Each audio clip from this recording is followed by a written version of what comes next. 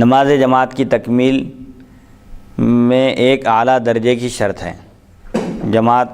یعنی نماز جماعت کے ساتھ پڑھنا چاہیے۔ رسول اکرم صلی اللہ علیہ وسلم نے کبھی بھی اس کو ترک نہیں فرمایا۔ جب بھی آپ نے نماز ادا فرمائی با جماعت ادا فرمائی، حتیٰ کہ حالت مرض میں جب آپ کو خود چلنے کی طاقت نہ تھی،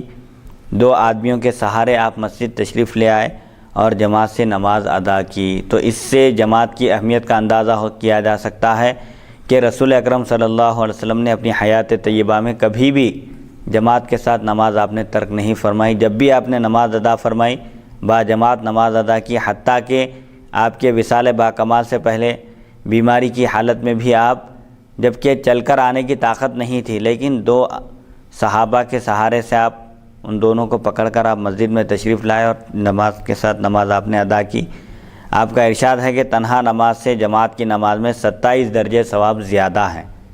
اور فرمایا کہ جماعت سے نماز پڑھا کرو کہ جس طرح بھیڑیا گلے سے یعنی وہ مندے سے بچھڑی ہوئی بکری کو کھا لیتا ہے، اسی طرح شیطان اس آدمی پر قابو پا لیتا ہے، یعنی اس آدمی کو بہکا دیتا ہے جو جماعت سے الگ رہتا ہے۔ یعنی جماعت سے نماز پڑھنے کی آپ صلی اللہ علیہ وسلم نے تاکید فرمائی، اور یہ بھی فرمایا کہ جو جماعت سے علیحدہ ہو جاتا ہے، تنہا ہو جاتا ہے، شیطان اس کو بھٹکانے میں، سیدھے راستے سے ہٹانے میں کامیاب ہو جاتا ہے۔ جس طرح جو بکری ریوڑ سے یعنی بکریوں کی جماعت سے ریوڑ سے الگ ہو کر چرتی ہے، بھیڑیا اسی بکری پر حملہ آور ہوتا ہے، اور جو بکری ریوڑ کے ساتھ ہوتی ہے، جماعت کے ساتھ ہوتی ہے، بھیڑیا اس پر حملہ کرنے کی ہمت نہیں کر سکتا۔ تو اسی طرح جو جماعت سے علیحدہ ہو جاتا ہے، جماعت سے اپنا رشتہ ناتا توڑ لیتا ہے، اسی پر شیطان حاوی ہو جاتا ہے، اس پر غالب آ جاتا ہے اور اس کو سیدھے راستے سے ہٹا دیتا ہے۔ اسی لیے سواد اعظم یعنی اہل سنت و جماعت سے وابستہ رہنے کی تلقین اور تاکید کی گئی ہے۔ اور ایک روایت میں آیا ہے کہ اگر حضور اکرم صلی اللہ علیہ وسلم نے ارشاد فرمایا، اگر مجھے چھوٹے چھوٹے بچوں اور عورتوں کا خیال نہ ہوتا تو میں عشاء کی نماز میں مشغول ہو جاتا اور خادموں کو حکم دیتا کہ جماعت ترک کرنے والوں کے گھروں اور مال و اسباب کو ان کے ساتھ جلا دیں۔ یعنی حضور اکرم صلی اللہ علیہ وسلم نے صرف محض چھوٹے چھوٹے بچوں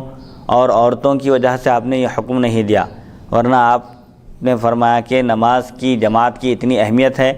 میں یہ چاہتا ہوں کہ اپنی جگہ کسی کو امام بناؤں اور جو لوگ بلا عذر شرعی نماز میں حاضر نہیں ہوتے ان کے گھروں کو جلا دوں۔ یعنی اتنا بڑا گناہ ہے جماعت ترک کرنے کا،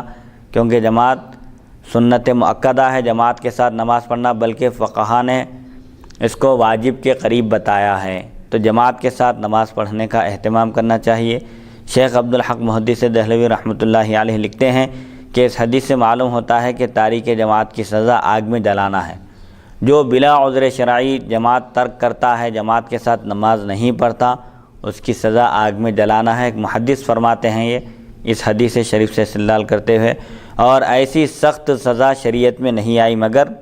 جماعت چھوڑنے پر یا مال غنیمت میں خیانت کرنے پر۔ تو اس سے اندازہ کیا جا سکتا ہے کہ جماعت چھوڑ دینا، با جماعت نماز نہ پڑھنا کس قدر بڑا گناہ ہے۔